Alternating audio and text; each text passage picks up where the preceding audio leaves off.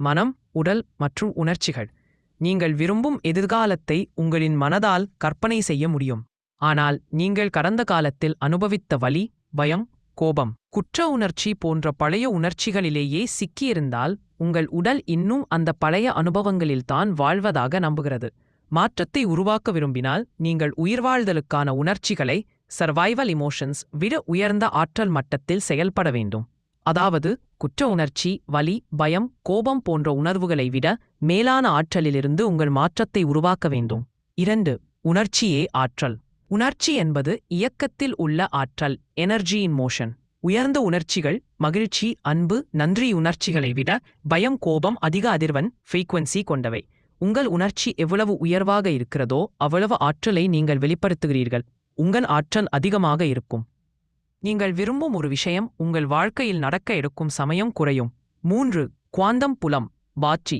நீங்கள் ஓய்வாக இருந்து ஒரு பெரிய பிரபஞ்ச சக்தியை, consciousness of the unified field, உங்களுக்கான சரியான நிகழ்வை நிகழ்த்த அனுமதிக்கிறீர்கள். சில சமயங்களில் திடீரென்று எங்கிருந்தோ ஒரு நல்ல அனுபவம் நமக்கு கிடைக்கும். கால நேரம் இல்லாத குவாண்டம் உலகில், realm beyond linear time, நீங்கள் அதை உருவாக்கியதால் அது உடனடியாக உங்கள் வாழ்க்கையில் தோன்றுகிறது.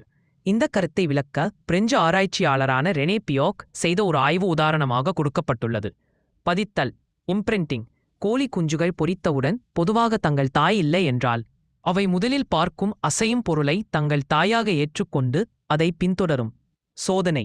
பியோக் சீரற்ற முறையில் நகரும் ஒரு கம்ப்யூட்டரைஸ்டு ரோபோவை ரேண்டம் இவென்ட் ஜெனரேட்டர் உருவாக்கினார்.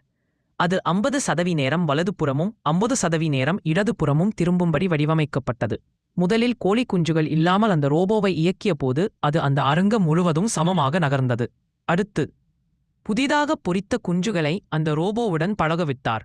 எதிர்பார்த்தபடியே குஞ்சுகள் அந்த ரோபோவை தங்கள் தாயாக ஏற்றுக்கொண்டு அரங்கம் முழுவதும் அதை பின்தொடர்ந்தன. இறுதியாக அந்த குஞ்சுகளை ஒரு கூண்டில் அடைத்து அவை ரோபோவை பார்க்கும்படி, ஆனால் அதை நோக்கி நகர முடியாதபடி ஓரமாக வைத்தார். இந்த சோதனையின் உட்கருத்து என்னவென்றால், கூண்டில் உள்ள குஞ்சுகள் தங்கள் தாயாக கருதும் ரோபோவை தங்களுக்கு அருகில் வரவேண்டும் என்று தீவிரமாக விரும்பியதால் அந்த ரோபோவின் சீரற்ற இயக்கத்தில் ஒரு மாற்றம் ஏற்பட்டது. அதாவது ரோபோ அரங்கம் முழுவதும் சமமாக நகராமல் குஞ்சுகள் இருந்து கூண்டின் அருகே அதிக நேரத்தை செலவிட்டது. இது நமது ஆழ்ந்த எண்ணங்களும் நோக்கங்களும் பௌத்திக உலகின் மீது தாக்கத்தை ஏற்படுத்த முடியும் என்பதை காட்டுகிறது.